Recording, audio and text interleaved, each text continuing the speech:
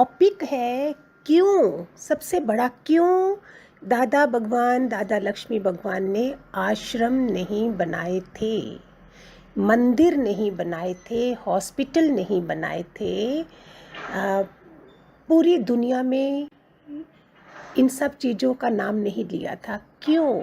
इसका मीनिंग समझेंगे आप? शायद अपने से भी क्यों करते तो आज आपको पता चलता। अगर हम आश्रम में होते तो हम अपना शायद ये जीवन घुट घुट कर जो घर में जी रहे हैं वो उधर तो नहीं जीते, लेकिन सीखते नहीं। आश्रमों में फिर तो शरीर को कुछ लग नहीं रहा है। बड़ी स्टडी करने के बाद मैंने ये सोचा है, मैं बहुत ज़्यादा सोचती हूँ, थिंकर तो होना ही चाहिए, नहीं हो तो फिर फ़ायदा क्या है, फिर हमने पाया क्या है। तो जो भी घरों में अगर भगवान के बच्चे हो, time management, work management, time management नहीं कर पा रहे हैं, तभी प्रॉब्लम आ रही होगी। शुक्राने गाओ कि हे दादा भगवान, आप युगों युगों तक जियो, तुम्हारा युगों युगों तक पूरी दुनिया सृष्टि में नाम हो। हे गटगटवासी दादा लक्ष्मी भगवान, युगों युगों तक आपके नाम हो। ऐसा ज्ञान जो अभी के समय में इतना ज़रूरी था, जॉइंट फैमिलीज़ में, चाहे जॉइंट फैमिलीज़ हैं, चाहे न्यूक्लियर फैमिलीज़ हैं, चाहे वो नेट क्या वायर मोबाइल बिना वायर के है तो वायर फैमिलीज़ हुई ना, जो दूर से हालचाल पूछ लिए सबके। इसमें कितने नुकसान भी हो गए, और जॉइंट फैमिली में ज़्यादा फ़ायदे हैं, अभी भी हैं। अगर जो ग्रैंड चिल्ड्रन हैं वो कैसे दादी दादा के प्यार से आगे बढ़ रहे हैं, उनको अपनापन लग रहा है, लेकिन जो दूर से फेसबुक पे या जूम पे करके या मिल लिया, उसमें फ्रस्ट्रेशंस हैं बहुत ज़्यादा। मेरे को ऐसे लग रहा था कि हम सारे जो दादा लक्ष्मी भगवान के बच्चे हैं, मुझे फील हो रहा था आजकल ज़्यादा से ज़्यादा लोग वृद्धाश्रम में बुजुर्गों को रख के आते हैं। हम कैसे हेल्प कर सकते हैं ओल्ड एज होम्स को रोकने की। फिर ध्यान आया जब चाइल्ड केयर जो बच्चों को रखने का रखा हुआ है वो नहीं होगा तो ओल्ड होम भी नहीं होगा, लेकिन हम कुछ भी तो नहीं कर पा रहे हैं।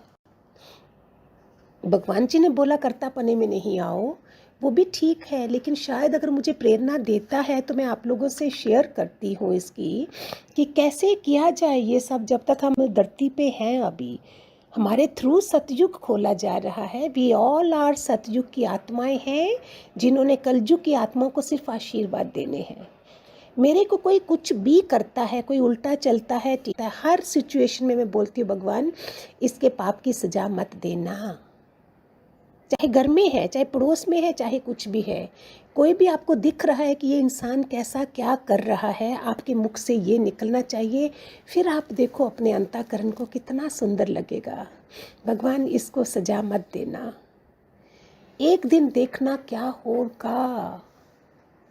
वो जो उल्टा हम देते हैं, बद्दुआ लगती है, वो हम पे भी तो आती है। वो जो हम उसको देंगे वो अपनी भी तो भाभी बनेगी ना। भाभी, भगवान जी ने बोला भाभी नहीं बनाओ, तो आश्रम नहीं बनाने के कितने फ़ायदे उन्होंने मैं बता रही हूँ आप लोगों को, जो मैंने अनुभव करा है घरों में रह के अपने कर्म काटने का। आई थिंक इससे बढ़िया, इसके लिए सहनशीलता तो अति चाहिए, लेकिन उनकी वाइब्रेशन हमारे साथ है, आशीर्वाद है हमारे साथ, तभी तो हम आज तक बैठे हैं ना इधर, नहीं तो कैसे होते। I may die you may live का उन्होंने सबक दिया था। एक छोटी सी कहानी है इसके ऊपर, आपको पता चल जाएगा कब का कर्म का बीज डाला हुआ हमने कहाँ निकलता है। एक बार एक गरीब लड़का, उसके पहले बाप मर गया था, फिर माँ मर गई थी, अभी उसको कुछ बेचने का काम करता था, बैलून्स वगैरह जहाँ कुछ। फिर किसी के घर पहुँचा, उस औरत के पास पैसे नहीं थे, उसके कुछ खरीद सकती थी वो सामान, लेकिन उसने क्या करा, बोला बेटा कोई बात नहीं, किचन में गई और उसको एक दूध का गिलास पिला दिया, बस इतना काम कर सके क्योंकि शी हैड नो मनी।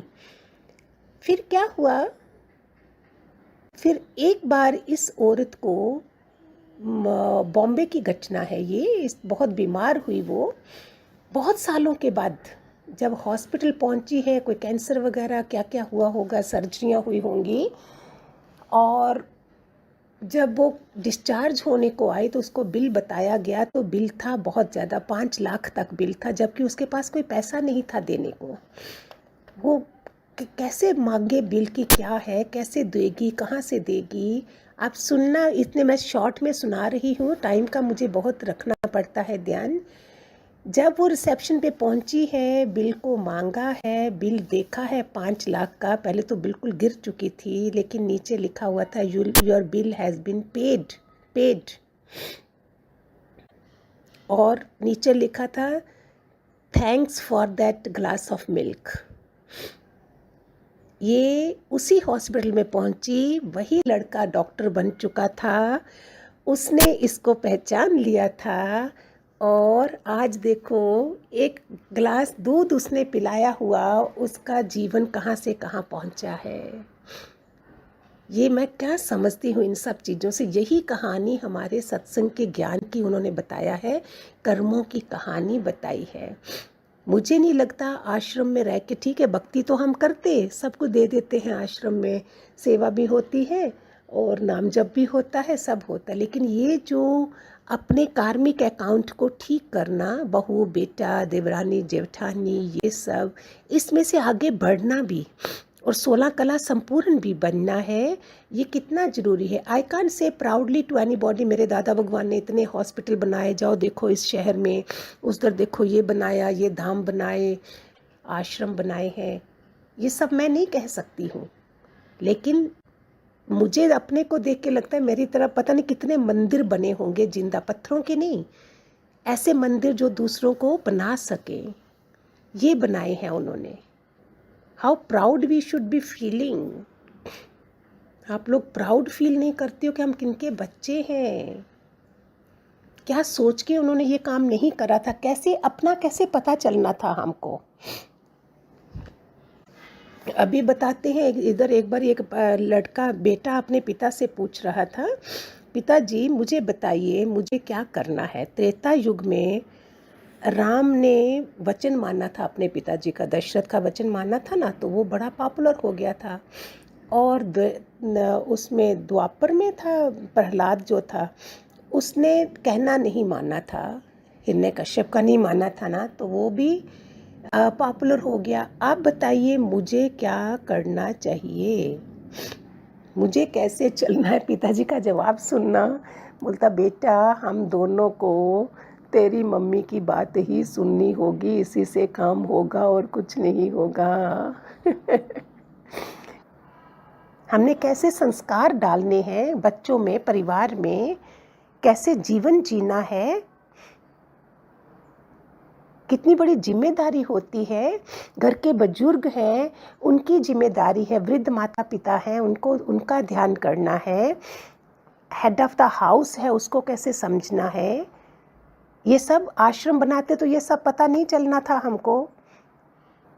अभी कितने लोग होंगे सारे आप लोग जो घर में, ना तो हम आत्मा पकड़ रहे हैं, ना हम घर में जो कि हम इकट्ठे बैठ के भोजन करें, इकट्ठे बैठ के एक रात का खाना जो है, वो हमेशा बोलते हैं दोस्त, they eat together, pray together, they live together. देखो ऐसा संग करो कि दूसरा तुम्हें पार लगा सके। कौन आ रहा है कौन जा रहा है, दूसरों की बातों में हमने सारा जीवन गंवा दिया। बुद्ध ने क्या कहा था जब उसने किसी बीमार को देखा था, हम भी देखते हैं, हॉस्पिटलों में भी जाते हैं देखने के लिए, बोलता बीमार भी होना है। एक जगह औरत का पेट था, वो प्रेग्नेंट थी, बोलता ये क्या हो रहा है, क्यों चिल्ला रही है, बोलता इसको प्रसूति बच्चा, अच्छा बच्चा ऐसे होता है, हम पैदा ऐसे होते हैं। फिर आगे गया तो देखा कि एक वो जनाजा जा रहा है, बोलता ये क्या है, बोलता ये लोग मर गए, अच्छा हमको मरना भी है, इंसान जन्म भी लेता है फिर मरता भी है। ऐसी ऐसी बातें बुद्ध ने देखी, तो हमें कहाँ पता चलता है। अभी लोग बैसना करने जा रहे हैं, अभी शादी में जा रहे हैं अटेंड करने शाम को, देखो हमारे विचार कैसे हैं। कितने बूढ़ों को देखा होगा, बुद्ध ने एक बार बुजुर्ग को देखा और उसको पता चल गया कि ऐसा भी होता है, कुबा भी बनना है, बीमार भी होना है, प्रेग्नेंट लेडी को देखा तो ऐसे पैदा होना है, और वो निकल गए। हम क्या कर रहे हैं आज, ये सुन लीजिए, क्यों दादा ने आश्रम नहीं बनाए थे, ये सब जागने के लिए हमको। प्यारे बच्चों, ब्यूटीफुल ज्ञान है, लगा लीजिए, मज़ा आ जाए। सुंदरता है, आत्मज्ञान है। मैं आत्मा सच्चिदानंद, मुझ में ना कोई बंधन, नहीं राग द्वेष मुझ में, नहीं पाप पुण्य से नाता, मेरा आनंद है सब रू,